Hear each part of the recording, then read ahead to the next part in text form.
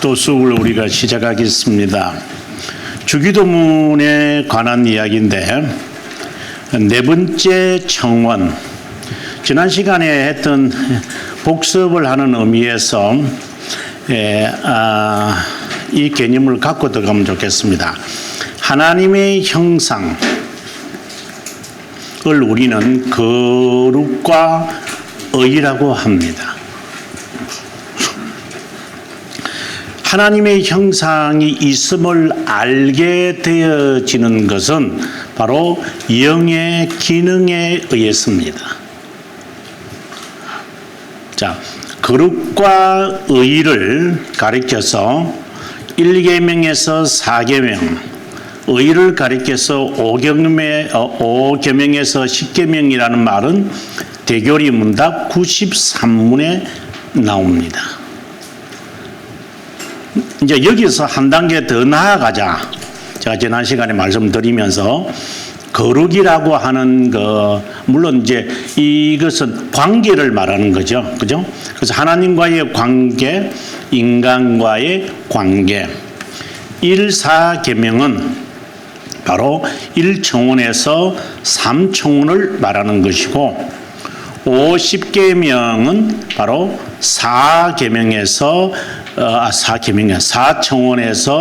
6청원을 이야기하는 것이다. 이렇게 아마 지난 시간에 제가 조금 정리를 했다고 봅니다. 근데 여기서 제가 교리 주석을 지금 쓰면서 한 단계 제가 좀 더 나가는 것 같아요.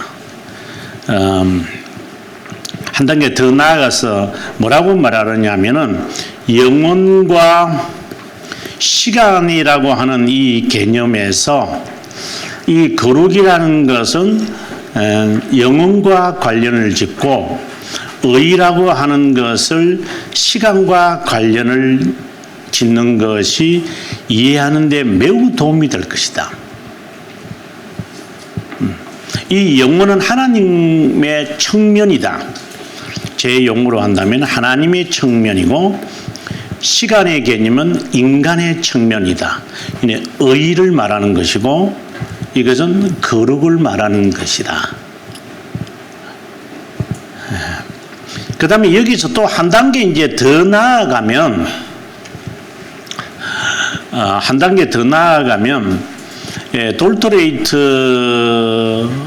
돌토레이트의 해석에 가장 주요한 핵심적 해석 원리가 있는데 그것은 요한복음 3장 16절이다 라는 것을 정말 제가 한 20번이 아니고 한 40번 읽은 것 같아요. 읽고 또 주석 한 단어 한 문장을 제가 해석을 하면서 돌토레이트 해석 원리를 이제 찾아낸 것인데 그것이 바로 2장 2항에 있는 요한복음 3장 16절에 대한 해석이었습니다. 거기에서 제가 이제 원리를 찾아낸 게 제1원인과 2원인과 3원인에 관한 이 이야기는 제가 만든 게 아니라 실제로 지난 학기 때 우리 공부하면서 우리가 3권 17장 1항 과 14장 죄송합니다. 14장. 그 다음에 이 2권 17장 이 1항, 2항 이 부분에서 칼빈 선생이 동일하게 요한복음 3장 16절 해설을 합니다. 특별히 그 2권 17장은 칼빈이 요한복음 3장 16절을 해석하거든요. 그 내용과 여기에 3권 14장 7항일 거예요. 거기에 나오는 내용이 같이 반복되어진다. 그래서 지난 학기에 이제 이 이야기를 제가 해드렸는데, 그래서 1원인이 바로 영원이고 2원인이 바로 시간에 대한 것과 관련되어 있고 3원인은 그 결과와 관련되어 있어서 영생, 구원, 이제 이런 것이다. 이제 이렇게 이제 돌터레이트를 제가 이제 주석을 쓰면서 이 전체를 이제 통합이 되어져 가니까 이렇게 느끼는 것 같아요. 그래서 그 관점으로 지금은 이해는 되시지 않지만 여러분들께서 이것을 머리에 두고 이제 십계명을 보고 그다음에 주기도문을 보고 그다음에 성경을 해석하는 원리들을 보시면은 이 원리들이 이제 하나하나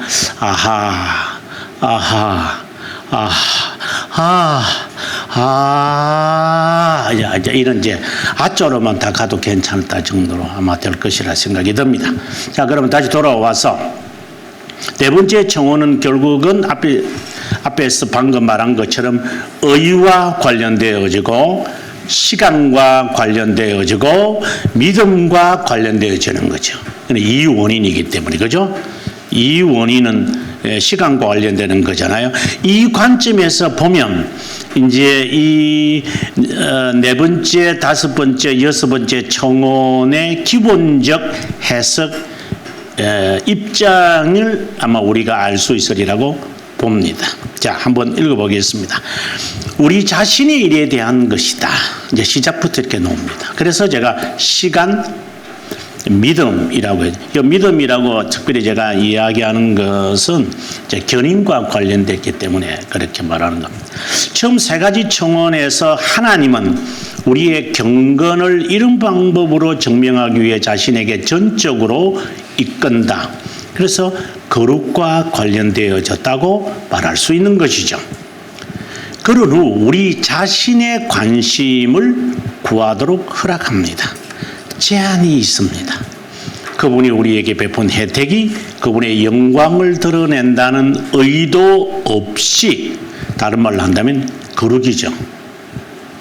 우리 자신을 위해 어떤 것도 구하지 말아야 합니다. 제가 가끔씩 이제 그런 말을 하는데, 저희 교회에서 이제 성경을 가르치면서 개혁 신앙인들이 선택해야 할 직업이 그렇게 많지 않을 거다. 모든 직업의 종류를 개혁 신앙인들이 왜 이 직업을 택하고 저 직업을 택하고 이것을 택하고 이렇게 하느냐, 그렇지 않다. 개혁 신앙을 가진 그 목사들이 미국이나 영국이나 유럽을 가서 수천 개의 학교들이 있지만 가는 학교는 정해져 있거든요. 우리가 실력이 없어서 못 가는 거 아니에요. 하버드 자책을 무시하는 게 아니라 하버드를 가고 싶죠. 예일도 가고 싶죠. 하지만 가서 뭘 배울 건데요? 세상적으로서는 천재들이 오겠지만 그리스도교하고는 별 관심이 없는 것들이기 때문에 안 가는 거. 거기 다 신학과들이 있어요. 본래 신학과로 시작했으니까. 그래서 가야 할 학교들이 정해져 있어요. 영국은 조금 다르죠. 기본 자체가 신학에서 모든 것들이 만들어졌으니까 어느 학교를 가더라도 좀 괜찮지 않겠나. 제가 말하는 거 개혁신앙과 관련된 말이 아니라 제한되어 있다. 그래서 개혁신앙, 성경신학을 배운다. 개혁신앙에서 조직신학을 배운다. 개혁신앙의 근거에서 실천신학을 배운다. 학교가 딱 정해져 있어요. 그것처럼 직업을 구하는 것도 별로 많지 않을 것이다. 자신을 위해서 어떤 것을 구하지 말라는 원리를 이제 우리는 이 네 번째에서 찾아야 됩니다. 그분을 위해 살기도 죽기도 하는 것보다 그렇게 하는 것보다 더 합당한 일은 없기 때문이다. 이 생에서 사는 동안 육체를 위해 필요한 일반적인 것으로서 음식, 의복만 아니라 하나님께서 우리에게 유익하다고 여기는 모든 것을 우리는 하나님께 간구합니다. 그래서 하나님은 일용할 양식을 구하라고 하신 것입니다. 다시 말하면 이 기도로 우리는 그분의 보호죠. 칼빈의 말에 의하면 그분의 보호는 다른 말로 부성애라고 말할 수 있습니다. 섭리를 신뢰하더라. 이 섭리 놀이가 또 하나 까먹었네. 앞서 1원인 2원인 할 때 1원인은 창조와 관련되고 2원인은 섭리와 관련됩니다. 창조와 섭리는 하나님의 작정의 현장이잖아요. 영원에서 이루어진 하나님의 작정, 시간 속에서 창조의 내용이 섭리로 나타난다 이런 게 아니라 하나님의 작정이 영원에서 어떻게 섭리에서 어떻게 이렇게 보거든요. 아니 시간 창조인데 왜 창조라고 말하지? 이제 이렇게 이제 요 단어에만 몰두해 있으면 어떠한 것을 해석할 때에 창조의 관점에서 해석을 하는 거죠.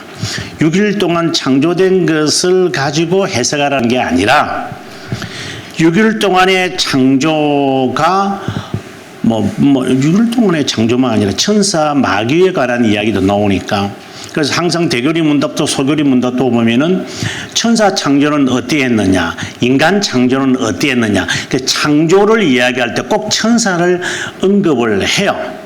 그거는 이제 앞으로 가서 벨지카에서도 마찬가지인데, 그래서 창조는 영혼과 관련 짓는 것이, 그래서 영혼이라는 말을 시간의 연장선상에 있다고 보시면 안 됩니다. 이 시간에 그런 것을 말할 시간은 없습니다만은 섭리가 나오니까 갑자기 내가. 그래서 시간 속에서 하나님의 작정이 명시되어질 때 하나님의 부성애를 우리가 신뢰하라는 것입니다.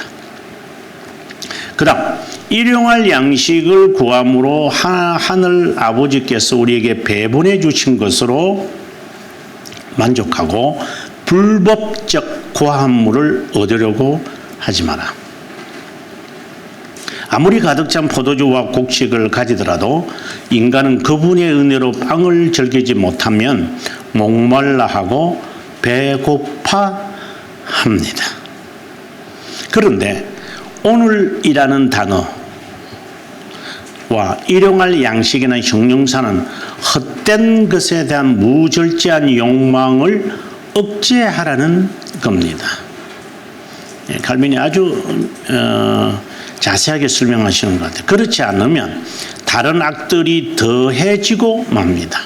필요 이상의 부가 등에 더해지면 쾌락, 절김, 그리고 허례의식, 과잉, 다른 것들이 더해집니다. 오늘 지켜주신 아버지 하나님께서 내일도 주신다고 신뢰해야 합니다. 이런 의미에서 인간이 빵으로만 사는 것이 아니요 하나님의 입에서 나오는 모든 말씀에서 산다고 하는 것을 이해할 수 있고, 두 번째, 우리의 기술과 수고와 부지런함으로 물질을 얻었다 하더라도 무상적 선물임을 잊어서는 안 된다라고 하는 이 개념. 그래서 하나님의 것으로 만족을 하라는 것.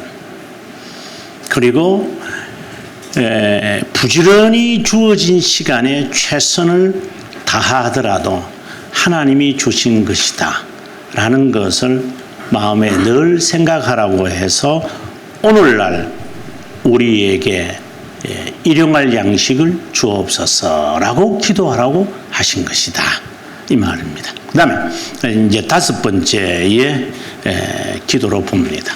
우리 죄를 사하여 주옵소서인데 구세주께서 하늘의 삶에 도움되는 것마다 간략하게 포함시켰습니다.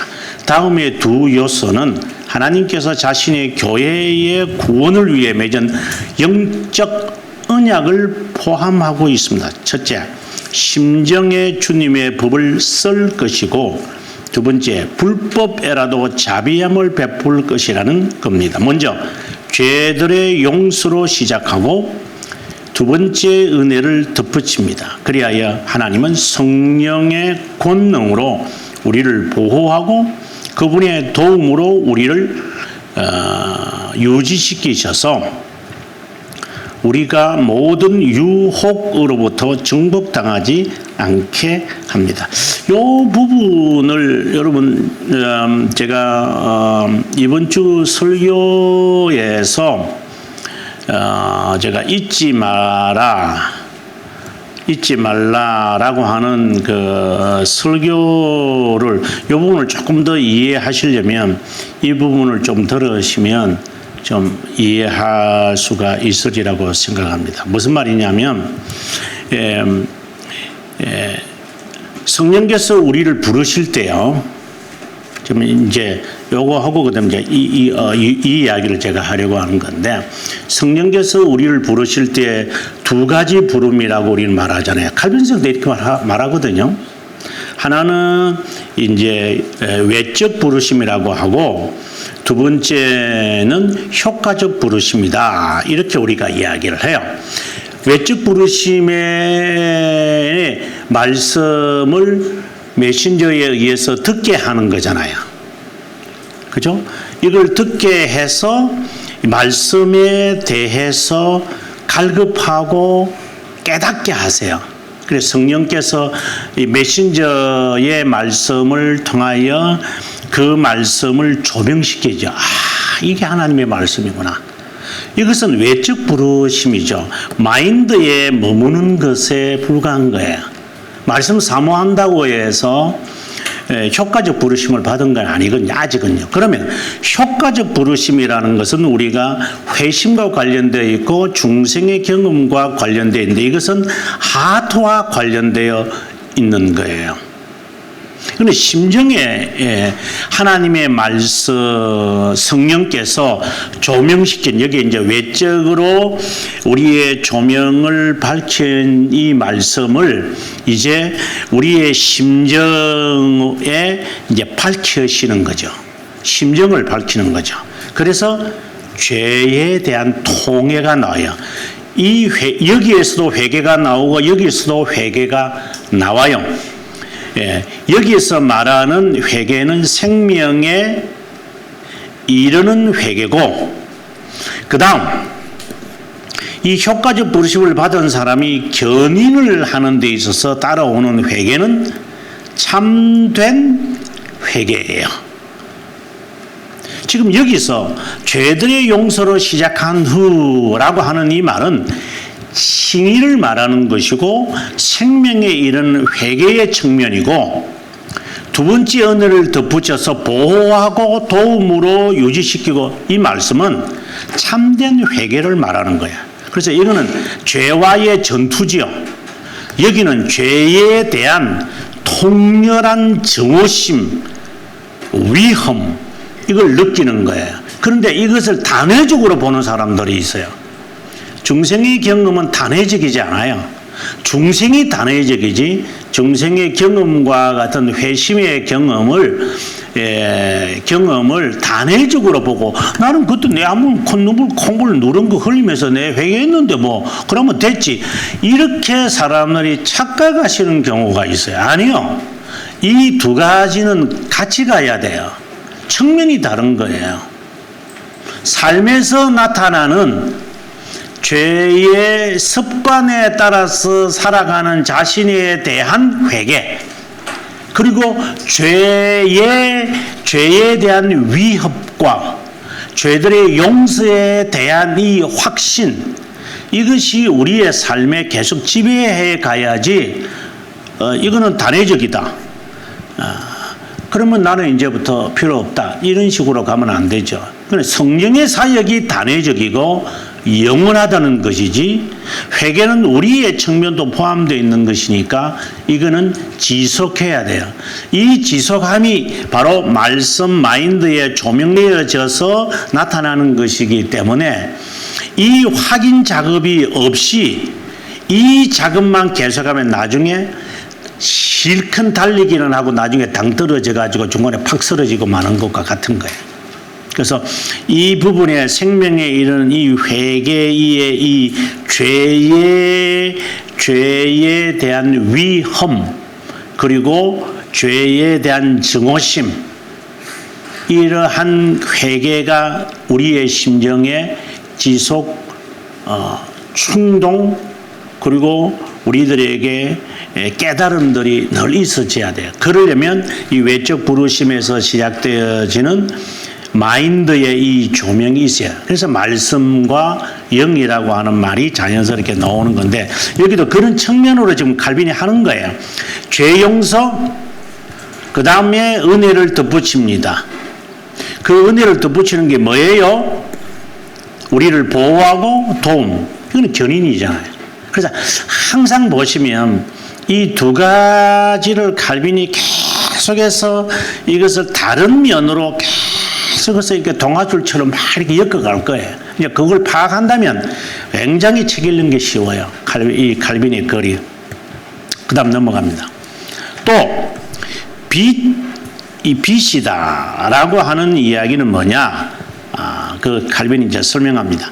마땅히 벌을 받아야 하기 때문에 자비함만이 요구될 것입니다. 자신 또는 타인의 공로로 하나님을 만족시킬 수 있다고 믿는 무상적 선물을 결코 누리지 못할 것입니다. 빚을 졌다라는 것은 마땅히 받아야 할 벌, 그것을 중보자 하나님만이 하실 수 있잖아요. 그래서 대결의 문답도 그렇고 하이델베르그도 그렇지만 왜 두 본성을 지니셔야 합니까? 왜 신성을 지니시고 왜 인간이 되셔야만 합니까? 라고 하는 이 질문을 우리에게 하는 거죠. 그것을 통하여 그분밖에 없다. 무상의 선물이다. 이제 이렇게 이제 연결되어 가는 거예요. 그 다음, 행동에서 우리를 불공정하게 다루거나 말로 모욕하면서 우리에게 상처를 준 모든 자를 용서해야 합니다. 그렇다고 이런 식으로 하나님으로부터 용서를 구해서는 안 됩니다. 용서는 하나님께만 속한 것입니다. 하나님의 영역이죠. 우리가 용서한다는 것은 자발적으로 버리고 불공정한 기억에서, 다른 말로 하면 죄책에서 자유하기 위해서 용서하라는 것입니다. 용서하시니, 그 예수님이 그런 말씀을 하셨잖아요. 산상수훈에서 너희가 너희 이웃을 용서하지 않으면 아버지께서 너희 죄를 용서하지 않으라. 이는 조건을 말하는 것이 아니라 그만큼 너희들이 용서하지 않으면 여기 있는 말대로 그 용서함에 대해서 죄의 사함에 대해서 죄의 지배에 대해서 자유했다는 것을 내가 체험하지 못할 것이다. 이 말인 거죠. 그래서 아주 강하게 말씀하죠. 조건 정도로. 그건 조건이 아니거든요. 그래서 심정의 정오심을 가진 채로 하나님께 용서를 구해서는 안 됩니다. 행하지 않으면 행하지 말기를 그분께 간구하는 겁니다. 그래서 우리가 빚을 용서한 것처럼 우리의 빚을 용서해 주십시오. 그만큼 빚에 대해서 우리가 용서하라고 주님 말합니다. 조건적인 것은 용서받을 자격을 의미하는 것이 아니라 약한 믿음을 위로하기 위함인 것입니다. 깨닫게 하기 위함입니다. 우리의 죄들의 용서에 대한 확신의 표징으로 조건을 말씀하신 것입니다. 그래서 내게 빚진 자를 내가 용서해 준 것처럼 우리의 빚을 탕감해 주십시오 라고 하는 이유가 바로 이것이다. 확신. 그리고 죄의 지배로부터의 자유화했다라고 하는 이것에 대하여 분명히 우리에게 고취시키고자 했던 거죠. 그 다음 마지막 6번째, 여섯 번째 청혼은 율법이 우리 심정에 새겨져야 하는 약속에 반응하는 겁니다. 지속적인 전투와 어렵고 힘든 투쟁 없이는 하나님께 복종하지 않는, 쉽게 말하면 견인에서 나오는 신앙의 훈련을 말하는 거죠. 우리는 내적인 우리의 심정을 부드럽게 하고 그분께 복종하기 위해 성령의 은혜와 도움으로 사탄의 모든 난폭한 공격과 모든 전략을 이길 수 있어야 합니다. 유혹의 형태는 다양한데 마음의 사악한 개념들이 율법을 범하도록 부추깁니다. 유혹이 전혀 없기를 구해서는 안 됩니다. 오히려 자극을 받을 필요는 있습니다. 우리가 연약해서 죄를 범해서 내가 이런 점에서 내가 이렇게 죄를 범할 정도구나, 이렇게 자신의 단점과 허약한 점을 발견할 수 있다면 나는 좋은 것이라고 봅니다. 그래서 교훈적 보응이라고 칼빈이 말하는 거예요. 보응을 받더라도, 어려움을 당하더라도, 하나님으로부터 징계를 받더라도 교훈을 위해서 하나님이 이것을 허락하신다는 것을 안다면 고마운 거죠. 이 기원의 목적은, 이 기도의 목적이죠. 어떤 유혹에 정복당하거나 제압당하지 않고 주님의 권능으로 우리를 공격하는 모든 적과 맞서 싸우게 하는 데 있습니다. 마귀와 큰 전투를 치르는 것이므로 그 힘과 맹공을 견딜 수 없게 하나님께 구하는 일이 요청됩니다. 하나님의 성령께서 사탄과의 전투에서 우리의 힘이 되십니다. 우리는 성령으로 충만해서 육의 모든 연약함을 떨쳐버리고 승리할 수 있을 것입니다. 우리를 제압하는 모든 유혹의 원인은 바로 정욕입니다. 그래서 우상 숭배는 탐심이니라라고 이제 골로새서 3장에서도 그 말씀을 하는 겁니다. 이 욕심이 잉태한즉 죄를 낳는 이러한 것입니다. 그래서 그 욕심을 제어할 수 있는 이런 기도들이, 내가 이런 것까지도 내가 용서 못하고 이러한 것에서 작은 것에 내가 현혹되는구나, 이제 이렇게 그런 훈련을 계속함으로 앞으로 조롱, 비난, 그리고 하수인의 역할을 하는 데서부터 방지가 되도록 하나님이 우리를 훈련시켜 가시기 때문에 그 실패에서 하나님의 교훈의 진리를 깨닫는다면 언제든지 하나님을 회복시킨다, 저는 그렇게 봅니다. 그 다음에 아주 중요한 내용이 있는 겁니다. 제가 처음 시작할 때부터 아주 중요하게끔 여겼던 47항의 기도 응답의 확신에 대한 이야기입니다. 기독교인의 기도가 공개적이어야 하고 영적 교제 속에 교회의 공개적 훈계와 신자의 형상에 관한 것이라고 설명했는데, 여기 37, 38, 39항 어떤 것도 개인적이 되도록 자신에게 주어진 것이 아니고 공동적으로 매일 빵을 위하여 간구하고 죄들의 용서를 우리 모두가 간구해야 하고 유혹에 빠지지 않도록 악에 인도되기를 간구해야 됩니다. 더욱이 담대하게 간구하는 것을 얻는다는 확신을 가져야 하는데, 칼빈이 말하고자 합니다. 라틴 영어로 볼 때에 우리의 믿음의 차분하고 확고한 확신이 여기에 있다고 합니다. 기도 가운데 하나님께 맡긴다는 것은 우리 자신의 가치 때문이 아니라 무가치하고 저주받을 수밖에 없으며 어떤 확신의 근거도 없지만 나라와 권세와 영광이 아버지로부터 결국 빼앗기지 않을 것이기 때문입니다. 이것을 확인하기 위해서 우리는 아멘이라는 단어를 우리는 사용하게 됩니다. 이미 언급한 표현 형식 우리의 공의를 의지하는 것이 아니요 주의 긍휼을 의지함이니이다. 나의 하나님이여 주 자신을 위하여 하시옵소서라는 형식과 일치하는 겁니다. 성도들은 자신의 기도와 목적을 표현할 뿐만 아니라 하나님께서 우리 안에 이유를 발견하지 않고 그분의 속성에 확신이 세워져야만 된다는 거다. 그래서 기도 응답의 확신은 하나님의 속성이다. 이렇게 나오는 거예요. 내 기도가 내가 지금 어떤 기도를 한다고 합시다.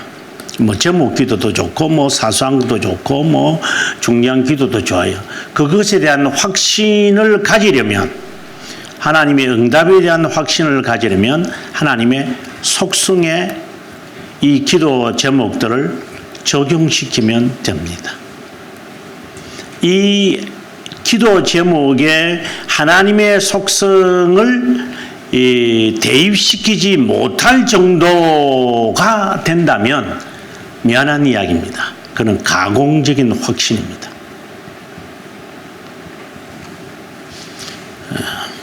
하나님의 영원하심을, 하나님의 전능하심을, 하나님의 자비하심을 내가 지금 기도하는 이것에 대입시킬 수 있을까? 대입시켜 보면 됩니다. 내가 지금 하는 그 기도에 하나님의 자비하심이 동원되리라고 생각이 되느냐? 거기에 대한 그것에 대한 적용이 되어야 합니다. 그전에는 확신은 가공하는 겁니다. 그 다음 주기도문은 하나님께서 우리의 교사로 임명하시고 그분으로부터만 들으라고 하신 그리스도 즉 최고의 주인이 주신 기도의 규칙입니다. 그리스도는 항상 하나님의 영원한 지혜며 인간이 되셔서 위대한 권면의 사자로 오신 것입니다. 주기도문은 완벽하고 완전하기에 외적이나 이질적인 것이 더해지게 되면 불경건하고 하나님께 인정을 받을 수 없는 무가치한 것이 됩니다. 이것은 하나님의 말씀이 없는 데서 비롯된다는 겁니다. 주님의 규칙을 무시하면 자신의 욕망에 몸을 맡기는 자는 하나님의 말씀에 부족하고 힘을 다하여 기억합니다. 그렇다고 주기도문이 율법이 되어 문자 형식에 얽매여서는 안 됩니다. 하지만 모든 기도는 주기도문과 관련시켜야 한다. 그래서 제가 앞서 주기도문의 첫 세 번째 청원, 그 다음에 네 번째에서 여섯 번째 청원을 십계명과 관련을 짓고 영혼과 하나님의 형상과 관련 짓고 요한복음 3장 16절과 관련을 제가 짓는 이유가 그 때문입니다. 네. 하나님의 지혜의 가르침의 필요로서 이 모든 것을 관련을 지어야 된다. 이거는 그냥 기도다. 이거는 기도 외에는 아무것도 아니야. 기도 달랑 하나. 그러면 또 뭐지? 이거 하나. 이렇게 파편적으로 보시면 안 돼요. 진리는 제가 공이라고 했기 때문에 이 전체가 다 맞아야 돼요. 이게요. 그래서 개별적으로 구슬이 서말이 있어도 꿰어야 보배가 되는 것처럼 이 지금 알고 있는 이 진리들을 딱 하나로 만드는 이 작업이 되어져야 이제 기도의 응답의 확신과 신앙의 파워가 거기에서 나와요.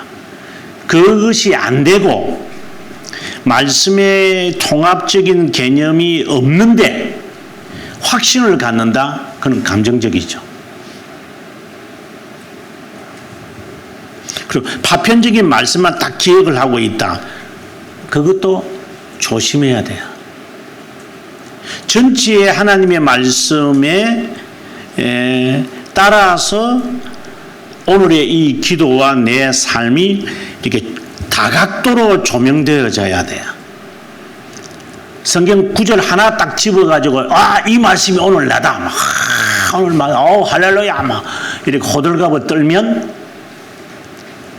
그러면 다른 말씀과 연관 시킬 때 해석이 안 되면 보완적이지 않고 어느 부분에 이 말씀이 지금 말하고 그 뜻을 갖고 있는지가 파악이 안 되는데 자기가 확신을 가지면 그것은 자기 해석에 빠진 것에 불과한 것이죠. 그래서 교리가 동원되어지는 게 그 때문인 것이죠. 자, 오늘 여기에 있는 말씀을 제가 올라서 그랬습니다. 모든 기도는 주기도문과 관련되어져야 한다. 그 다음 미신적이지